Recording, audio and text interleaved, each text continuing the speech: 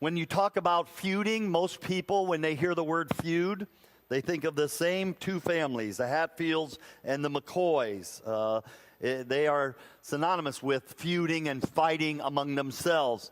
This goes all the way back, by the way, to the 1863 time. The Hatfields were on the West Virginia side of the line. The McCoys were on the Kentucky side of the line. This was not about state rivalry. This was not about team rivalry. What was going on between them, what could cause a feud that would be marked through all the ages by these two families. Believe it or not, they were fighting over a pig. That's what started the feud. Later on, they started feuding over timber rights, and then that escalated when one of the Hatfields became romantically interested in one of the McCoys, and that escalated it even more. And before you knew it, bullets were flying between these two families. The feud lasted over 30 years, and 13 people would die because of it. Feuding and fighting has been with us from the beginning. The Bible is chock full of feuding. In fact, there's families feuding with families, and there's nations feuding with nations, and there's people feuding with people, and sometimes it's even God's people feuding with other God's people. You go all the way back, this whole thing got started, all this conflict got started in our world, in the Bible, in Genesis chapter 4, with Cain killing his brother Abel. They were feuding. And so that's what caused this whole mess to get started. It's followed us all the way to this day. And when you watch the news or when you pick up a newspaper, it's just constantly filled with this kind of fighting. There's not a person here in the room who probably hasn't feuded with someone. There's not a person in the room, you haven't been insulted by someone or haven't been offended at some point. And if you weren't careful, that may have grown into something much larger than it should have. Years ago, we were home in Ohio with my parents for Christmas, and when I got there, I noticed my brother wasn't there. He and his family weren't there, and I asked my dad, "Is Jeff coming?" And my dad said, "No, not this year." And I'm like, "Why isn't my brother coming to Christmas?" And I could immediately tell by my dad he didn't want to say too much, and I said, "Dad, what is going on?" "Well, your brother's mad at you." I said, "You're kidding." He's like, "Yeah, something you said upset him." I looked at my wife, I looked at my kid, I said, "I'll be right back." And I jumped in my car and I headed for my brother. You know, I confess a lot to you when I don't do it right. Sometimes I do it right. And this was one of those times. I went straight to him. Knocked on the door, he opened it. He was shocked to see me. I said, "Jeff, do I owe you an apology for something?" "Yeah." He said, "Something you said hurt me." I said, What did I say?" He said, you called me the black sheep of the family." I did, but in my mind, I was like, "You've called yourself that 100 times. You boast about I'm the black sheep." But I'm like, "Really?" I'm like, when I said that hurt? He goes, "It did." I'm like, I'm here to say I'm sorry and to ask you to forgive me. I said, "You're going to forgive me, right?" "Yeah." I said, "Do you want to punch me?" He said, "No." I said, "Can I punch you?" He said, "No." I said, "Listen, get your family, get in your car, get down to Mom and Dad's house. Christmas dinner is almost done and we're waiting on you." He said, "All right." Has someone offended you? Has someone insulted you lately? If there's a name that just came to mind, I want you to hang on to that for a little bit. It may have been a family member, may have been a coworker, may have been a friend, may have been a spouse. Often the guilty party, they're even unaware that they've said something that's insulted you. Jesus wanted us to really avoid all of this in our life, so he says something that I wish he wouldn't have said. It's found in Matthew chapter 5, verse 39. Jesus says, "If someone slaps you on the right cheek, turn to them the other cheek also." Wow. Really, Jesus? I'm just supposed to stand there if someone's slapping me on the face and just take it. That's what you're saying I'm supposed to do. If someone comes up and they just ball up their fists and punch me square in the jaw, I'm supposed to say, not only just take it and walk away, but I'm supposed to say, do you want to hit the other side too? Do you want the other cheek? Is that really what Jesus is saying there? Is Jesus saying to accept abuse? Is Jesus saying that I'm not allowed to defend myself if I'm attacked? Does this mean I never stand up? Does this mean I never step up? Does this mean I never speak up? Does this mean that I never fight back? Is that what this is all about, Jesus? Is this about creating nothing but passive followers? That's not what it's about. If that's what Jesus was implying, it would go directly against what Solomon said in Ecclesiastes chapter 3, verse 8. He's saying there's a time for everything. There is a time for peace, but there's also a time for war. There is a time when you take a stand. And yet here's Jesus saying, if someone slaps you on the right cheek, turn to them the other also.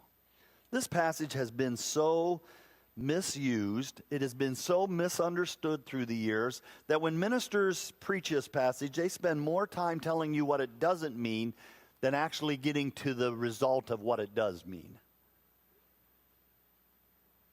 Let me get to what it does mean. In Jewish culture, it was a culture based on honor and shame. In Jesus' day, your honor was very important to you. And if someone wanted to insult you publicly, they would slap you on the cheek. It was an out-and-out public insult is what it was intended to do.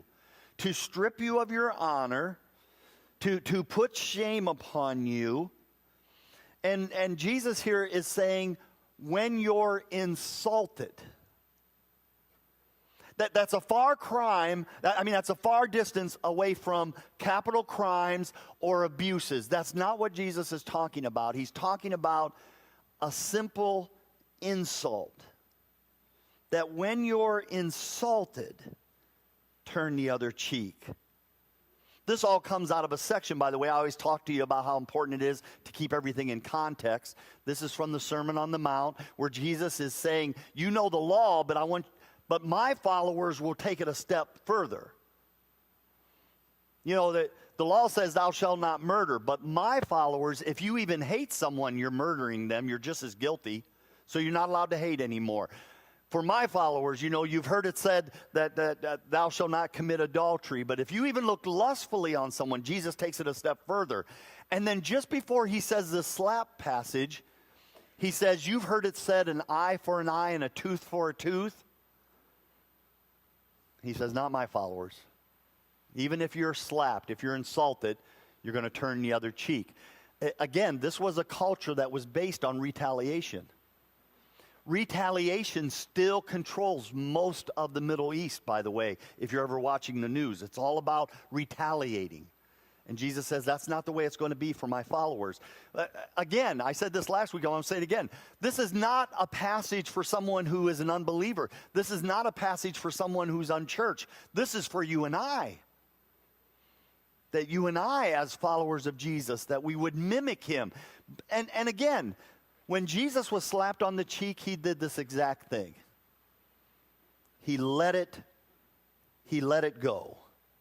Michelle Obama said, and it's one of my favorite quotes, when they go low, we go high. Now, I love that quote, and I wish the church would have come up with it, but Michelle Obama said it. But nobody in Washington lives that way. And even 1 month after she made that statement, Michelle Obama would go low. When they go low, we go high is exactly what this passage is all about. It's the idea that you don't allow an insult to derail your entire day. When you're driving and somebody cuts you off, you let it go. This is amazing advice for people who want to have friends.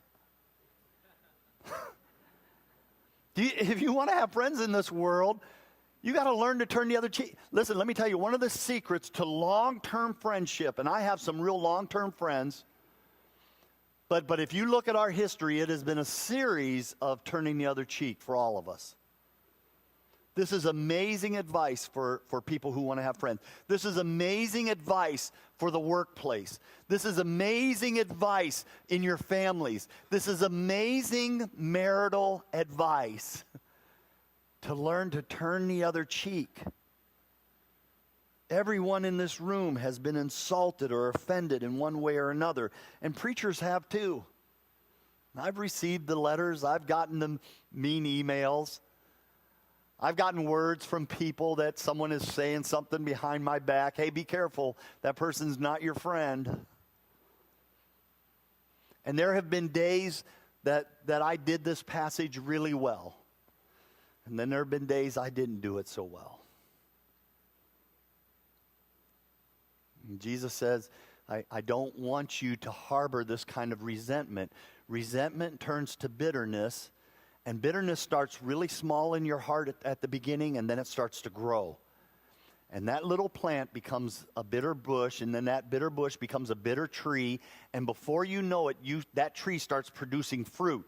And that bitterness starts getting passed down through the generations. And some of you, you know that. You're the product of some bitterness that happened in your family years ago. But it's come all the way down to your generation now, and now your generation has to deal with it.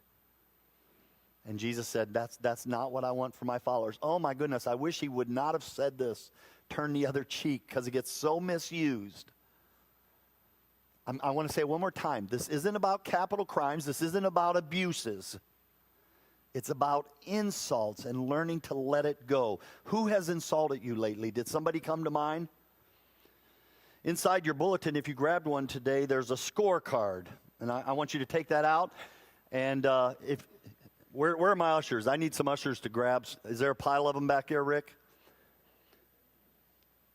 If you didn't get a scorecard, raise your hand and they'll bring one to you real quick. Because this is going to be a good day for us. I want you to have one of these scorecards. They're coming around. Make sure you make your way over to this side, too, because they just haven't raised their hands yet.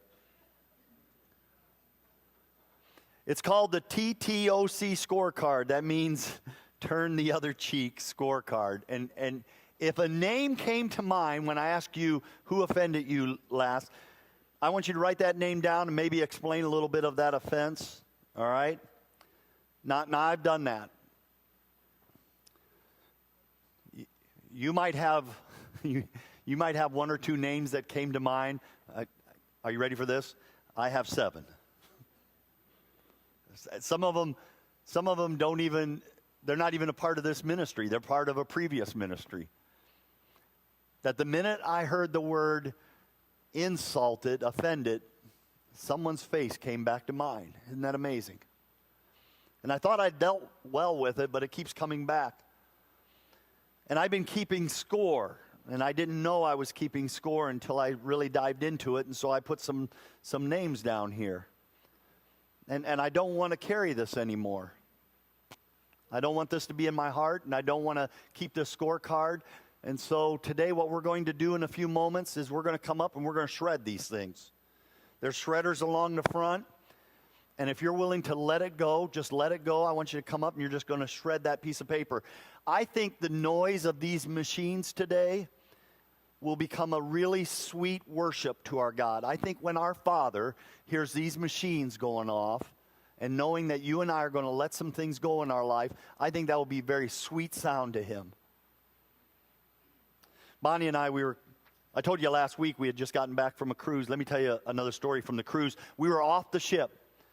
And we were claiming our baggage, and we had to go through customs, and it was just mayhem. I got to tell you, we were so happy. Everybody was so friendly on the ship the entire week. But when it was time to get your baggage, they became demonic. It was horrible. And people were grabbing their bags, and they were getting in this long line. And Bonnie and I were traveling with another couple. And all of a sudden, this couple who had just gotten their bags came over and they cut into the line right in front of Bonnie and I. I mean, just cut right in. Now I looked at my wife and, we just kind of smiled at each other, but nobody said a word from my group. The woman behind us, she said something. And I mean, it was ruthless. She's like, hey, you're cutting in line. There's a lot. We're all waiting here. You need to go to the back of the line. And these two women started going at each other. I mean, I'm right in between them, and they're saying mean things to one another. And finally, the couple that cut in line out of frustration, they just got out and they said some really rude things, and they went to the back.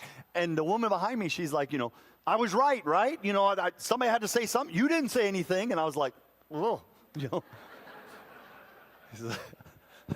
I'm trying to let it go, just, and she was mad. Now, the follow-up story is that if you hired these bag carriers, these baggage handlers, they'd put your baggage on a cart and they'd whisk you past the long line and take you into customs first. And this couple way at the back must have done that. Because the next thing I know, they're walking past us and all their luggage is being carried. And this irritated woman said to the other irritated woman, I hope you enjoy standing in line. I was like, Ron's going to see a fight. This is going to be awesome. And I mean, and we were, my wife, my friends will tell you, we were like, oh my goodness. And then in one of those amazing moments, she was still in line when we came around the corner because the baggage carriers had taken so many people up there. Their line was slightly longer than ours. And just as we went around the corner, they opened up 2 more custom gates, and we went whisking right past her. I'm like, there is a God. Not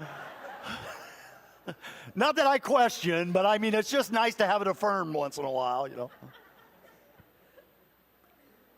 I'm betting those 2 ladies carried that insult all day long. Some of us in this room, we've been carrying an insult for months, for years, maybe even for decades. And with all the noise of this rain, there's a noisy machine up here in front of you that I think would really bless God. And so today we're going to come up and we're just going to shred these as the band sings. Band, get back up here for a little bit. In 1 Corinthians 13, the Bible says love doesn't keep a record. And I think I've been guilty of keeping a record, and I don't want to carry this anymore. So while the last song is playing, the machines are on and they're ready to go, and you just come up and let this go. You don't have to carry this anymore. It's not easy being a follower of Jesus Christ. And some of this teaching is hard stuff, I know that. But today could be a really great day for you. And in the future, when Satan brings these names back up to you again, you'll remember, no, I shredded that. I'm not going to be a part of that anymore.